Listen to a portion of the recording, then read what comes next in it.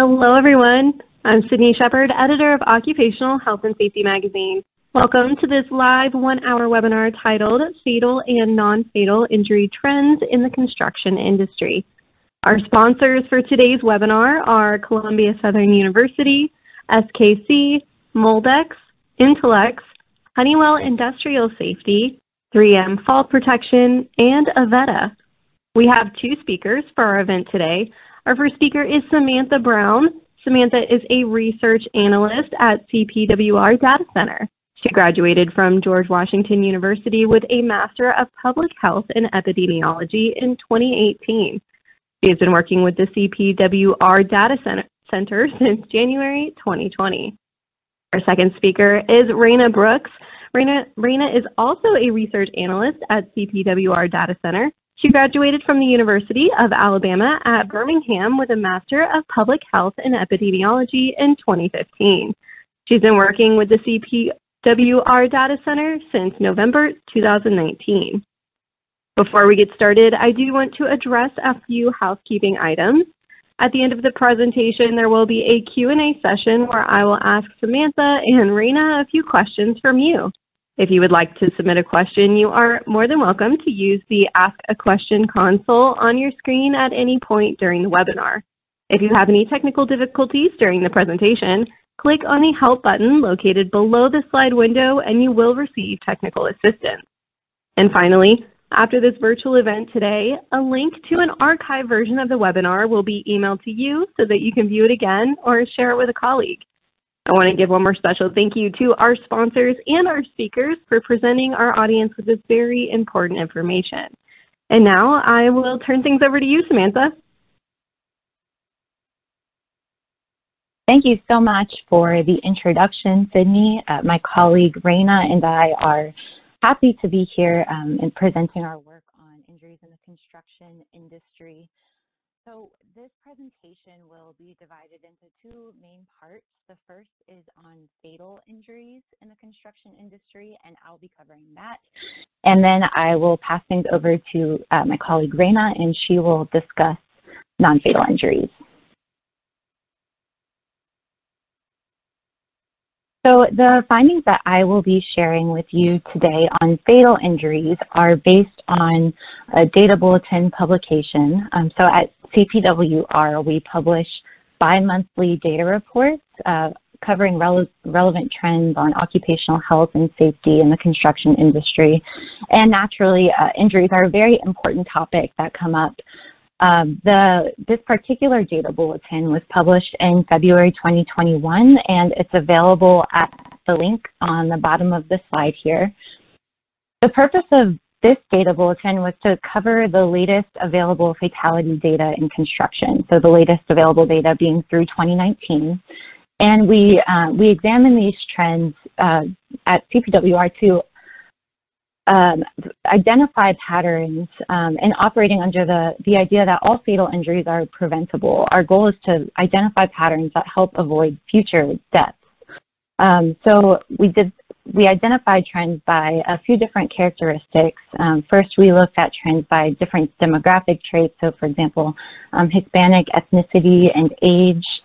We also looked at trends in the fatality data by injury cause. So this corresponds with injury events or exposures that cause injury. So for example, falls. And in particular, we focused on the OSHA Focus 4, and I'll get into some more detail about exactly what that means later. But basically, there are four major causes of severe injuries in construction that we focus on. And those include falls, struck by incidents, electrocutions, and caught in or between incidents. And OSHA has decided to emphasize these hazards in various initiatives and trainings over the years to help construction workers and employers better understand how they can be mitigated. So we'll discuss how those play out in the latest fatality data. In addition to injury cause, we also will discuss injury source. So while the event or the exposure is the cause of an injury, the source describes the objects, substances, equipment, or other factors that are responsible for an injury or that precipitated the event or exposure. So for example, if an injury is caused by a fall, The source could be a roof, for example, if someone falls off of a roof. And we'll get into more detail about that later, but that's the general purpose and structure of this presentation. The data that we used for this presentation are all publicly available. They're provided by the U.S. Bureau of Labor Statistics and are considered the best data source for these type of analyses, which are intended to be nationally representative. The first source is the Census of Occupational Injuries, or CFOI. So this has been in place since 1992, and it's a census, so it's comprehensive. It covers all workers in construction, so that includes private sector and public sector workers, and also all classes of workers, so self-employed and wage and salary workers, which is important because the construction industry has so many self-employed workers. The CFOI uses multiple sources of data. So, for example, death certificates and workers' compensation records to identify and verify the fatalities that occurred. And I should mention there are some policies around confidentiality that changed in the CFOI in 2019. So there are some limitations to what we were able to report, but we did the best we could with the information available. And you'll see that we're still able to find some meaningful trends in areas where more preventive efforts in the industry are necessary. So that's the first data source is CFOI. That's where we get our injury data. The second data source is the Current Population Survey, or CPS. This is a monthly survey intended to capture the entire non-institutionalized U.S. population. So it's nationally representative. It's conducted jointly between the Bureau of Labor Statistics and the U.S. Census Bureau. And we use the CPS to first characterize the construction workforce. So through the CPS, we find our demographic data. We know the demographic breakdown of construction workers. We find employment data, so we can estimate the size of the construction workforce. And we're also able to have access to other relevant employment characteristics, such as the number of hours worked. We also use the CPS as sources for denominators for our injury rate estimates by demographic characteristics like age and ethnicity. So instead, for our rates, for the denominators, instead of using overall employment, we're a little more specific than that. We take into account the number of hours worked as a more accurate measure of risk, and we measure that with full-time equivalent workers, or FTEs. And we'll get into a little bit more of that later as well. Okay, so diving into the results, we're not looking at injury data yet, just general workforce data that can be used to contextualize the injury trends that we'll look at in a bit. So this chart shows construction employment. And you can see a few things through this chart. First, in 2019, there were about 11.4 million construction workers in the United States. You can also see that construction employment grew by over 2 million from 2011 to 2019. And there's a general upward trend every year. Construction employment increases. The increase in construction employment was particularly sharp for Hispanic construction workers. So while employment for non-Hispanic construction workers between 2011 and 2019 increased by 16%, employment growth for Hispanic construction workers increased by over half, so by 55%. This is some more demographic data showing the average age of workers in construction, or the orange line you see here versus workers in all industries combined, or the blue line. You can see that over the past 20 years, the average age in construction and in all industries combined has increased considerably, and that the average age of workers in construction actually surpassed the average age of workers in all industries combined as of around 2012. So in 2019, the average age of the construction worker was higher than the average age of workers in all industries combined, and this will come into play as we talk about fatal injury cases and rates by age group and how those vary by age in construction. Okay, so now we're getting into the injury data. This chart shows the number and rate of fatal injuries by selected major private industries in 2019. You can see that construction is the bar all the way on the top of the chart and accounted for over 1,000 fatal injuries in 2019 alone, and this was more injuries than any other industry in the chart. Meanwhile, the rate was also higher than several other industries on the chart, although it wasn't the highest. And this is consistent to what we've seen in previous years also. So construction accounts for more fatal injuries than any other major private industry sector in the United States. This chart shows the number of fatal injuries in construction by year. So the first thing you may notice is that this is also an upward trend similar to employment. However, the number of fatal injuries in construction is increasing at a rate higher than employment in the industry. You can see that in 2019, the number of construction fatalities reached its highest point since 2011. So considering all employment, both private and public, there were over 1,100 deaths among construction workers at the workplace in 2019. The increase was high, especially for Hispanic workers. So you may remember a few slides back, Hispanic employment increased 55% from 2011 to 2019. But in this chart, we can see that the number of fatalities among Hispanic construction workers increased by 90%. So the increase was much larger in fatalities than it was in employment. And you can see that there were 374 construction fatalities among Hispanic workers in 2019. Also looking at things by age, we found that middle-aged construction workers accounted for the most fatalities in construction. And you can see that with both of the charts here. On the left chart, you see the number of fatal injuries in construction by age group over time. And the blue section of the chart accounts for the most area in the chart each year. That represents construction workers aged 35 to 54 years old. So you can also see that increases with time. On the right side of the slide, you can see that the average number of fatalities among construction workers in these different age groups from 2016 to 2019 is also highest among workers ages 45 to 54.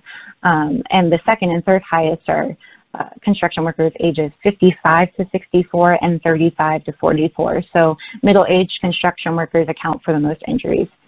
However, older workers have the highest fatal injury risk or the highest fatal injury rate. So in this chart, you can see that workers ages 65 and older, the fatal injury rate in construction was 22 deaths per 100,000 FTEs or full-time equivalent. And that is about double the rate, or more than double the rate in several other age groups in construction that we see. So older workers are particularly vulnerable, is what we see here.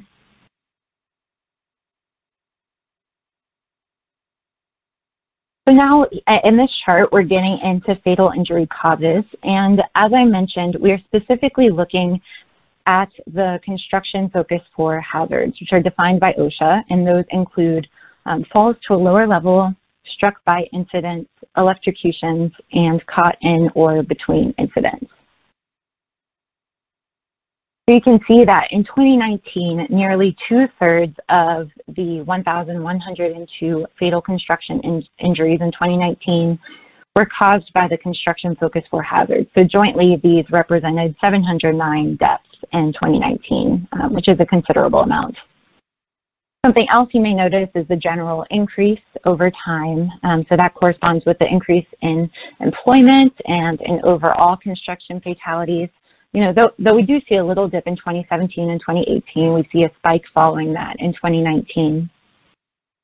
So we will talk about each of these hazards.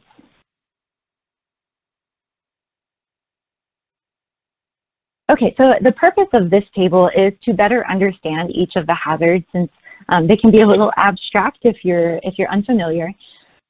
The first hazard we will focus on is falls to a lower level, which again cause the greatest number of fatalities of all construction injury causes each year. And the fall to a lower level hazard is associated with OICS event or exposure code 43. And OICS stands for the Bureau of Labor Statistics Occupational Injury and Illness Classification System. So this is basically the system that's used to classify the circumstances around both fatal and non-fatal injuries so that they can be analyzed in a way that's systematic, like what we're doing here. And we use version 2.01, or the most recent version of the system, to classify injuries for this report. The hazards, again, are based on injury events or exposures, which in the report we use synonymously with injury causes. So here we can see that falls to a lower level are essentially what they sound like. They describe an injury that's caused by an impact between a fallen person and a lower surface. Some examples of these, and actually the most common example in construction is falls from the roof to a ground level, but they can also look different. So they can be a fall from a ground level into an opening. They can be a fall from a higher surface into a body of water, things like that.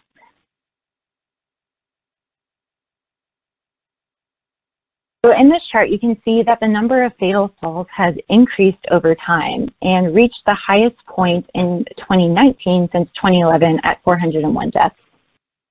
So since 2011, this represents a 54% increase when the number was 260, and a 25% increase since 2018 when the number was 321.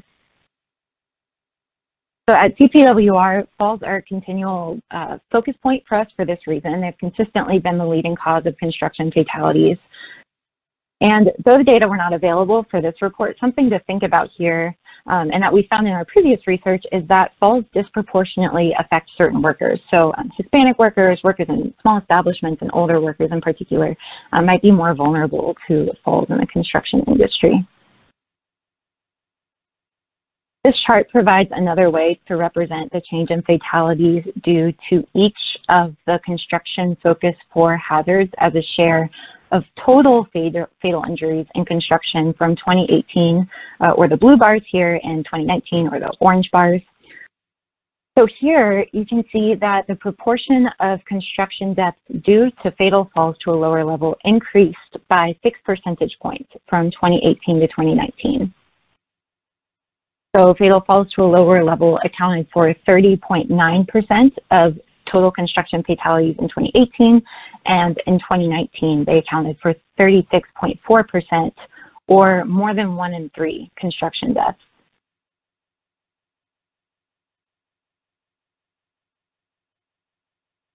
This chart shows injuries by source, so not by the event, not specifically for falls, like I was mentioning earlier, but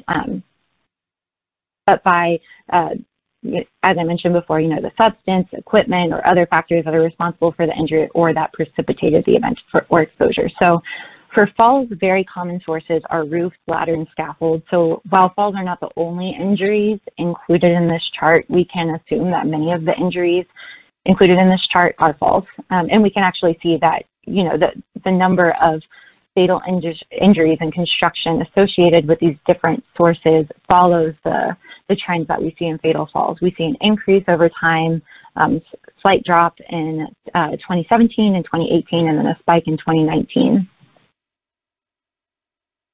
And this is particularly true for roofs. So deaths involving roofs really spiked from 2018 to 2019. In 2019, there were 28.1% more deaths in construction that involved roofs than there were in 2018. And we can also see that roofs were involved in more fatal injuries than ladders or scaffolds each year in the study period. So what this tells us is that heights involving roofs are likely an important hazard to address when we're talking about fall prevention and addressing this spike in fatal falls that we saw. Okay, moving on to the next focus 4 hazard, struck by injuries. So these injuries can include a few different things. They may include being struck by a vehicle. So for example, a pedestrian vehicular incident, or being hit by a car. They may also include being struck by object or equipment. So whether that includes a non-transport vehicle, that could be a forklift or a crane. It could also include rolling objects or flying objects.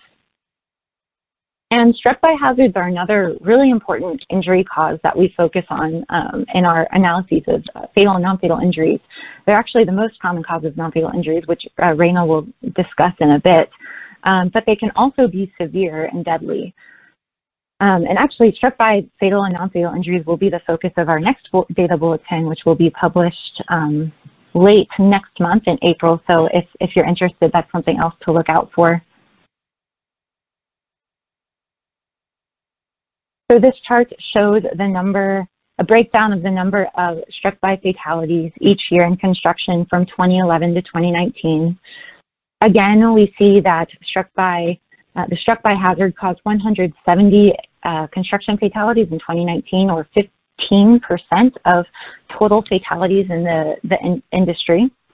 We see that struck-by fatalities increased by 7.6% from 2011 to 2019. So they're rising throughout the study period. And in 2019, we see that most struck-by fatalities involved objects or equipment. And the fatalities involving objects or equipment are those that are circled on the screen here. So those could include being struck by falling object or equipment. That's actually the most common of these three. They could also include being struck by a powered and non-transport vehicle, as I mentioned, or they could be due to other causes like rolling objects, flying objects, for example, if a piece of material is separated from a machine, that type of thing. And then we see approximately the other half, maybe slightly less than the other half of struck-by fatalities are due to pedestrian vehicular incidents. The next hazard we discussed are electrocutions. So these can be caused by direct or indirect contact with electrical current, for example, touching a live wire or with a pipe that's touching a power line. In the past, we found electrocutions often impact electricians and power line installers, but they certainly can impact other occupations in the industry as well. We really aren't able to break these down much further in the BLS data, but you can see here that they caused between 66 and 87 fatal injuries from 2011 to 2019.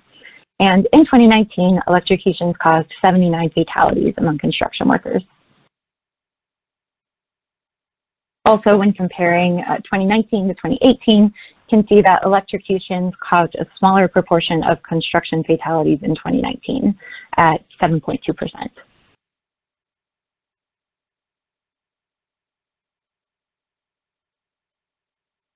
And caught in or between incidents are the last hazard we will cover here. So these could also include a few different things. They could include being caught in or compressed by equipment or object. So that could be either, getting caught in running machinery like an automatic gate, or it could include getting caught in or compressed by other objects or equipment, like for example, getting pinched between two moving objects, getting entangled in equipment like wires or rope. Alternatively, this could include being struck, caught, or crushed in collapsing structures, equipment, or materials. So, for example, asphyxiations due to trenching cave-ins or landslides or other collapsing structures. And here we see that caught in or between injuries were responsible, for the least number of fatalities of all of the construction Focus 4 hazards, but are still responsible for many deaths each year. We found that there were 59 caught in or between fatal injuries in 2019 alone, and most of these involved collapsing structures, equipment, or materials. So, to be specific, in 2019, there were 46 fatalities in construction that were due to being struck, caught, or crushed in collapsing structure, equipment, or materials.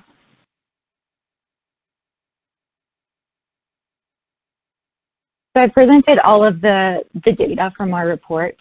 Now, moving on to some conclusions and key takeaways related to our findings on fatal injuries.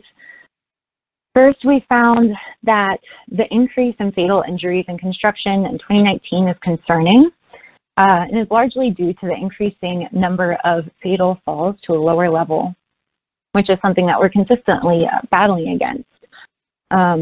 Again, our previous research has found that Hispanic and older workers are more likely to suffer from these falls. So these are vulnerable populations that we need to make sure we target with any interventions or mitigation strategies.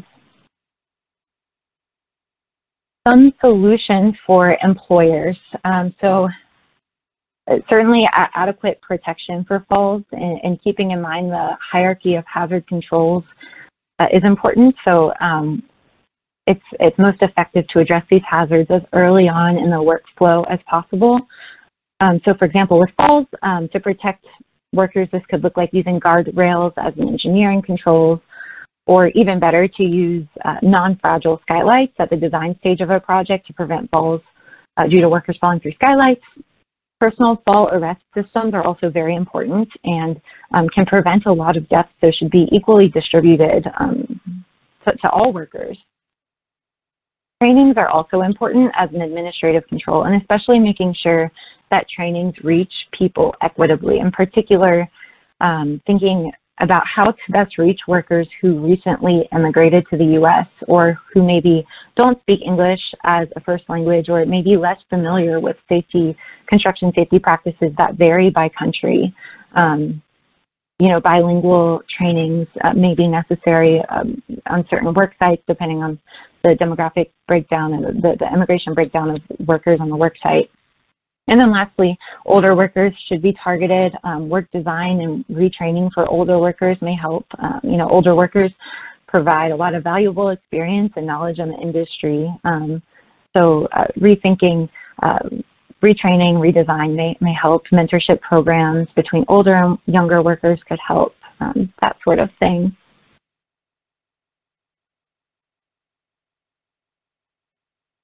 And there are plenty of resources to discuss each of the hazards I talked about today. So for example, Construction Solutions is a really neat website that gives concrete ideas to address specific hazards for specific construction tasks. Hazard alert cards also have short one-page briefs on particular hazards. Given the findings for this bulletin, I also wanted to draw attention to Stop Construction Falls, which is the website on the fourth bullet down. So this is the website for our national campaign to prevent falls in construction. It was initiated in 2012 as a joint effort with NIOSH and OSHA. And in particular, on May 3rd to May 7th of this year, we have an annual event called the National Safety Stand Down, where employers pause work to discuss fall safety and prevention with their employees. So in the past, tens of thousands of workers have participated, and if you're interested, feel free to check out the stopconstructionfalls.com website for more information on that event. As I mentioned, all of this data is publicly available. You can find this on the BLS website. And our data bulletin publication, which this presentation is based off, is also available on the website. And thank you very much. Now I will pass things over to Raina to talk about non-fatal injuries. Hi, thank you so much, Sam. Good afternoon, everyone, and thank you so much to the Occupational Health and Safety Magazine for inviting us to do this webinar. As Sam mentioned, my name is Raina Brooks, and I am also a research analyst at CPWR, and today I will be discussing non-fatal injury trends in the construction industry. Given that construction workers are frequently exposed to worksite hazards, they generally tend to have some of the highest injury rates in the U.S. workforce. To better understand non-fatal injury trends in workers at greatest risk, our data center released a data bulletin in December that examined non-fatal injuries in construction. And we evaluated injuries by cause, establishment size, subsector, and demographics. And today I will be discussing our results. So we looked at overall trends in non-fatal injuries among construction workers from 2003 to 2019. However, when it came to evaluating injuries by type, we only analyzed data from 2011 onward since our data source updated its injury and illness coding system in 2011. And while our report includes both non-fatal injuries and illnesses, we use the broad term injuries in our report since less than 3% of non-fatal cases in construction were classified as illnesses. And we only analyze data for private wage and salary workers, so government workers and self-employed workers were not included since our data source did not collect non-fatal injury data for these workers.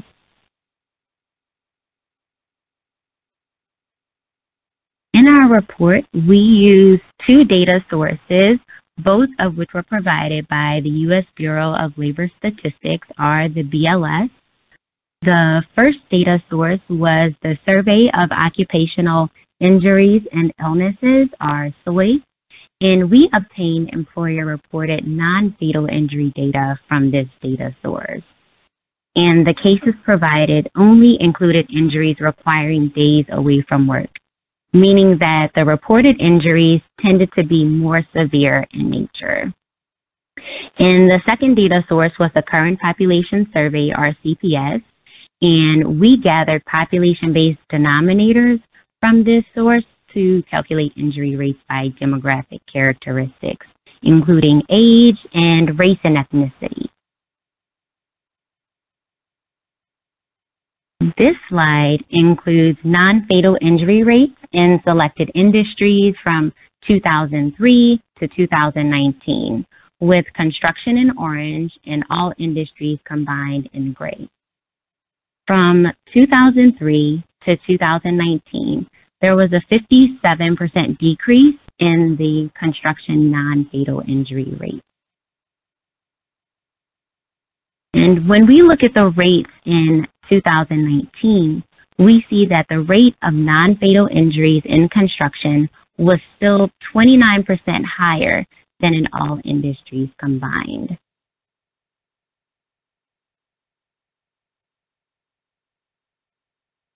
This slide shows the median days away from work due to injury by age group in the year 2019 only. And here we compared construction to all industries.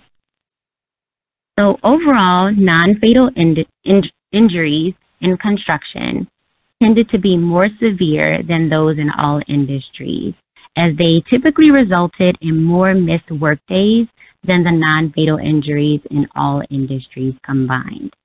And when looking at differences by age group within construction, non-fatal injuries also appear to be more common among workers aged 35 years and older, as the median days away from work due to injury were highest among construction workers in this age group.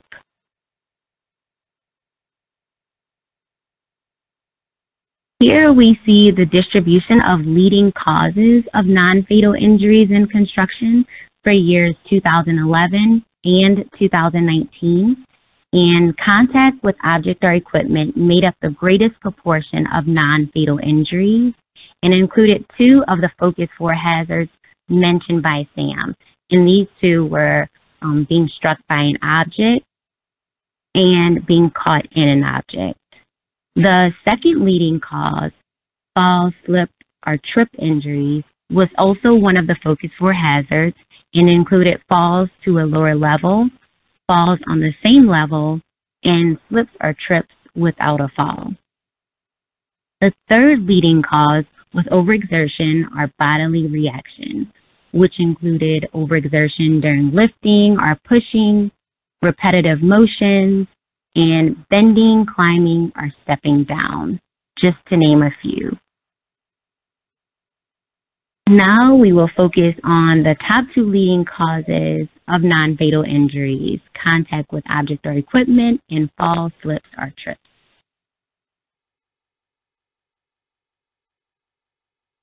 Injuries due to contact with object or equipment accounted for 1/3 of all non-fatal injuries, with the proportion of these injuries decreasing slightly, from 2011 to 2019.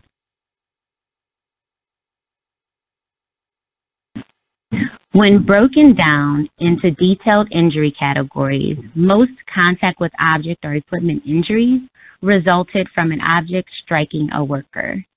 And the number of non-fatal injuries in this category fluctuated slightly over time and increased by approximately 2,000 from 2011 to 2019.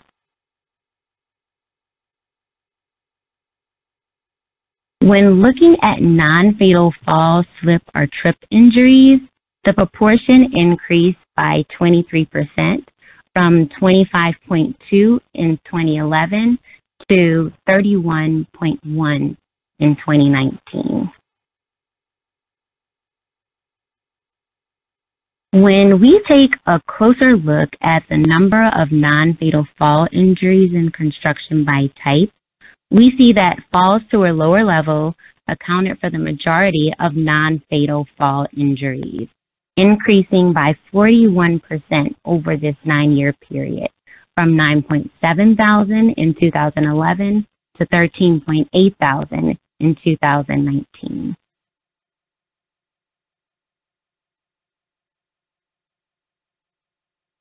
This chart shows the rate of non-fatal injuries in construction from 2003 to 2019 by establishment size.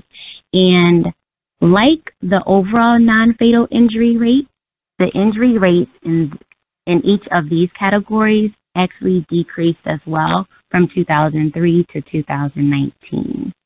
And in 2019, the non-fatal injury rate among construction establishments with fewer than 250 employees were 3 to 5 times higher than the non-fatal injury rate among construction workers in establishments of 1,000 or more employees.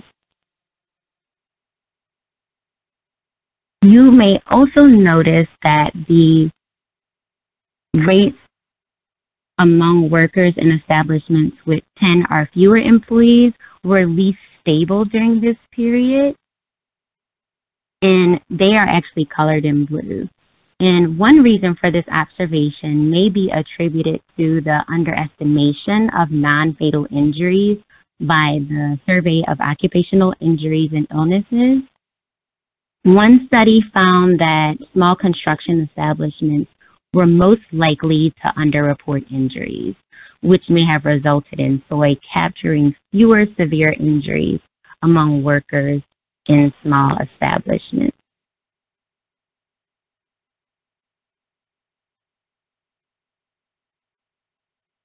These charts show the rates and numbers of non-fatal injuries among construction workers by subsector. And the chart on the left shows that the rate of non-fatal injuries was highest among specialty trades contractors over time.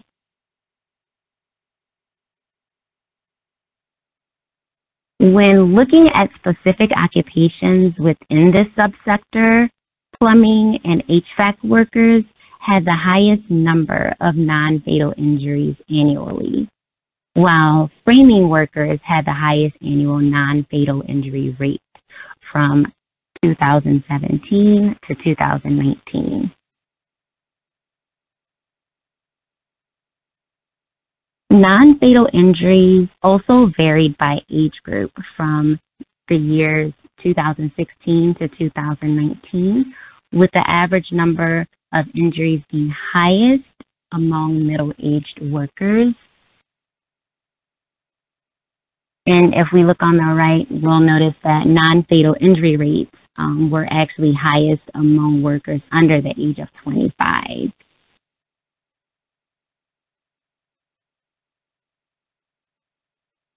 This chart shows the non-fatal injury rate in construction by race and ethnicity.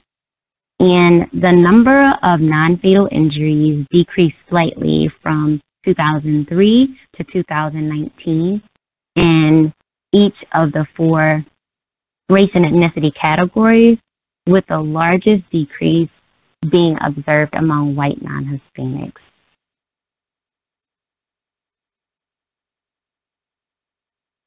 Here we see the rate of non-fatal injuries in construction among Hispanic and white non-Hispanic workers. And non-fatal injury rates were consistently higher among white non-Hispanics over this time period.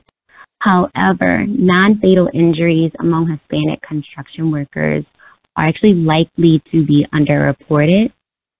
A prior study found that SOI only captured approximately 25% of severe injuries among small establishment workers who were Hispanic, and at the same time, SOI only captured 60% of severe injuries among small establishment workers who were white non-Hispanic. So this is one of the limitations of using SOI as a data source, but this is one of the best sources that we have to obtain employer-reported injuries. Construction non-fatal injury rates also varied by state, and the darker the orange shade, the higher the annual non-fatal injury rate. And from 2015 to 2019, the average annual injury rates in Washington, Montana, Wyoming, Oregon, and Vermont were at least 60% more than the rate in the overall construction industry, which was 180 injuries per 10,000 full-time workers equivalent.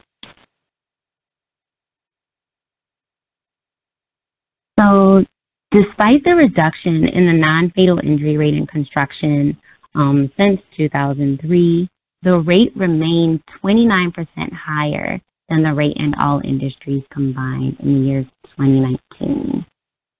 And the two leading causes of non-fatal injuries both fell within the focus for construction hazards, with struck-by incidents accounting for the greatest number of non-fatal injuries at 1/5 of all non-fatal injuries, and fall to lower level accounting for the second highest number of non-fatal injuries, increasing by 41% from 2011 to 2019. And the vulnerable populations identified in our report were specialty trades contractors and workers in small establishments.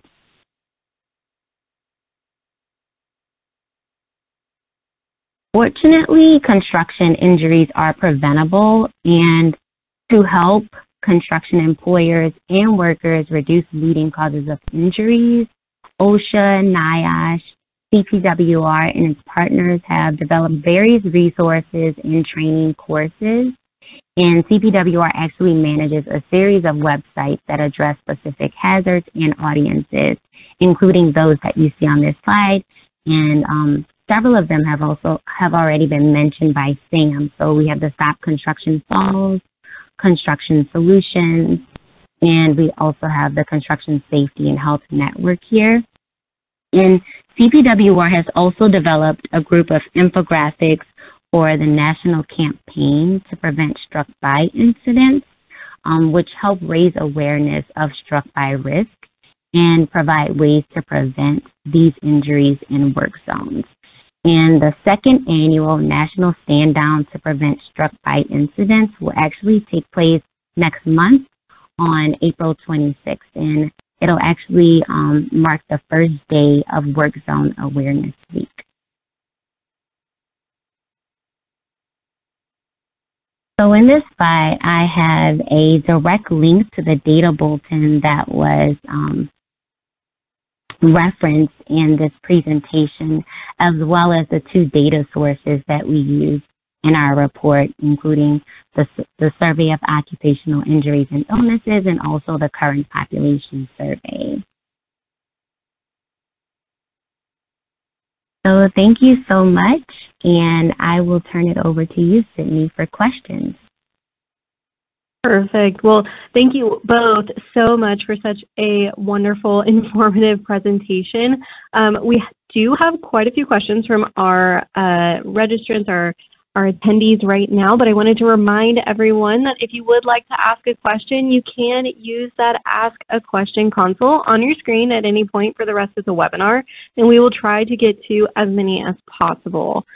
So the first question that I have here is, you mentioned the OSHA Focus 4 hazards cause about 2 in 3 construction fatalities. What are other common causes of fatalities? Hey, this is Sam. It's a good question. So the largest cause of death apart from the OSHA Focus 4 hazards are transportation incidents. So that, if you'll remember, excludes pedestrian vehicular incidents because those are included in struck by injuries. But for example, in 2019, there were 156 fatal non-pedestrian roadway incidents in construction. So most of those were collisions between vehicles. Other causes of death in construction include violence, whether suicides or homicides. Also harmful substances or environments like heat stress can cause death. We also published a report related to this in 2019 on unintentional overdose deaths in the construction industry. Great. Our next question here is, which occupations are most affected by fatal injuries in construction? So unfortunately, due to the data limitations I mentioned in the Census of Fatal Occupational Injuries, we're not able to look at fatal injuries by occupation in construction in 2019.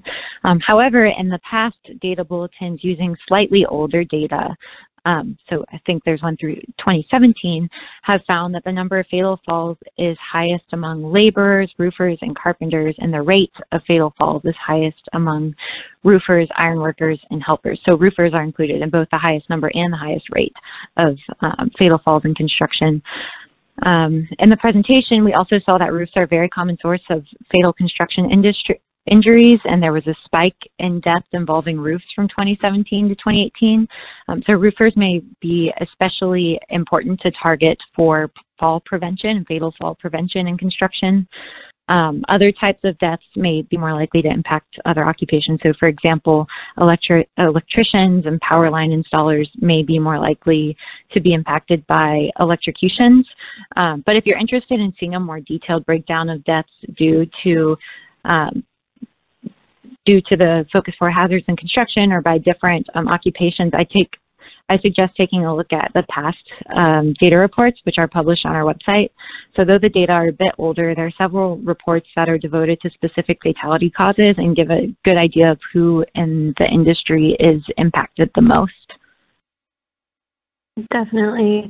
Our next question here says, how is it that construction fatalities have gone up while non-fatal construction injuries have gone down? Hi, this is Raina. I'll take that question. So for our non-fatal injuries, we evaluated injury trends from 2003 to 2019. And in our fatal injury trends, we evaluated fatal injuries from 2011 to 2019. So I'll actually go back to our slide. Here. Okay. So if we look at the non-fatal injury trends from 2011 to 2019. We'll notice that the injury rate did decrease from 2011 to 2019. However, the decline was not as stark as when comparing the non-fatal injury rate from 2003 to 2019. Another factor that may influence this difference in fatal and non-fatal injury trends may be the large proportion of construction workers employed in small establishments, as non-fatal injuries within this group tended to be underestimated by SOI. So you mentioned that the survey of occupational injuries and illnesses captured fewer severe injuries for workers in small construction establishments. Do you know why? Smaller establishments with fewer than 10 employees may be less familiar with OSHA reportable injury and illness logs since they're not required to maintain these logs by OSHA. And small construction establishments may also lack the manpower and resources to implement safety programs, which could lead to a general lack of knowledge about safety and health requirements and responsibilities when it comes to injury record keeping and reporting. And another factor may be that some wage and salary construction workers employed in small establishments may be misclassified as self-employed and thereby not captured by SOI, since SOI does not include self-employed workers. Great. And then our next question says, do you know of any data that explains why fatalities disproportionately affect certain demographics of workers? Hi, this is Sam. I can take this. So we just published a study sort of related to this. This was related to non-fatal injuries, but I think it may be applied to like hazardous work conditions across the board. So in the study, we looked at injuries impacting Hispanic construction workers versus white non-Hispanic workers, and trying to dive into like why is there a disparity? Why are Hispanic construction workers more likely to be impacted by these injuries than their white non-Hispanic counterparts? And one of the things that we found, well, it's complicated. There are many factors. Of course, it's not like inherently someone's ethnicity who puts them at a higher risk for injury. But one of the big factors that we found was socioeconomic status differences between the two groups was one of the real drivers for the disparity.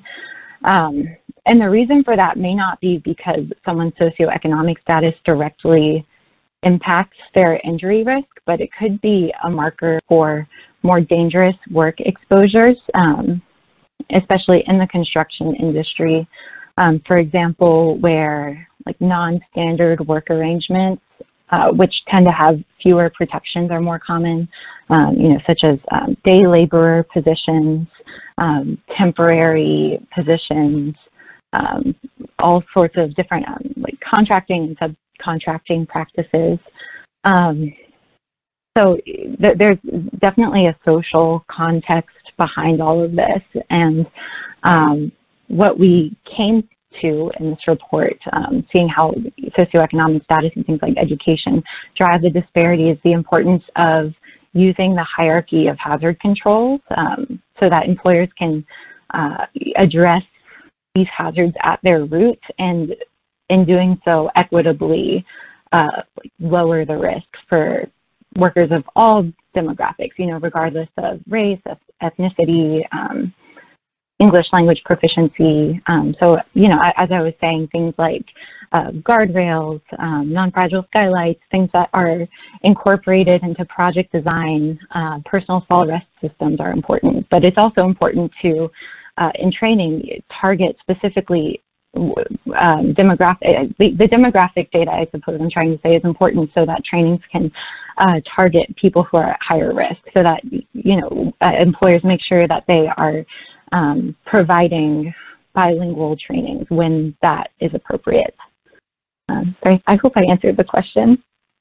No, you answered that question and actually two others that I had as follow-ups. So that was a lot of information, some really great stuff. And I would like to thank you both, Samantha and Rena, for the information that you shared with us today. I'd also like to thank our sponsors, Columbia Southern University, SKC, Moldex, Intellex, Honeywell Industrial Safety, 3M Fall Protection, and Avetta for sponsoring this webinar today. I'd also like to say a special thank you to all of you who listened in and participated with us today. Remember, in the next day or two, we will be emailing you a link to the archived version of this webinar so that you can view it again or share it with a colleague. Thank you so much for attending today's webinar. This ends today's information session.